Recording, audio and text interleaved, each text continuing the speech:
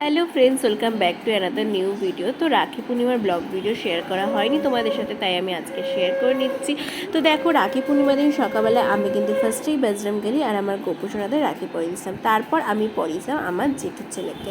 ওকে কিন্তু আমি আমার দিদি দুজনের তরফ থেকে কিন্তু রাখি পরিয়ে দিয়েছিলাম। রাখি পরিয়ে ওকে একটা লুচিও দিয়েছিলাম, যেহেতু ও খেতে খুব ভালোবাসে সেই জন্য।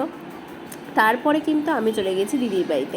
যেহেতু দিদি এবছর আসতে পারবে না, সেই জন্য আমিই চলে গেছিলাম। দাদাভাই চলে এসেছিলো আমাকে নিতে।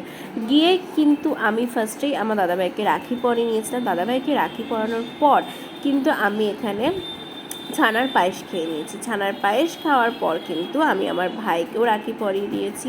তারপর কিন্তু আমি আমার দাদাকেও রাখি পরিয়ে দিয়েছি। আর আমি কিন্তু দুজনকে রাখি পরাতে পারিনি, যেহেতু আমার জেঠু মারা গেছে, তাই আমার আরেক দাদাকে রাখি পরাতে পারিনি, আর আমার বড় মামার ছেলে আসতে পারেনি। তারপরে খাওয়া দাওয়া, ব্যাস ভিডিও এই পর্যন্তই। Tata, thank you.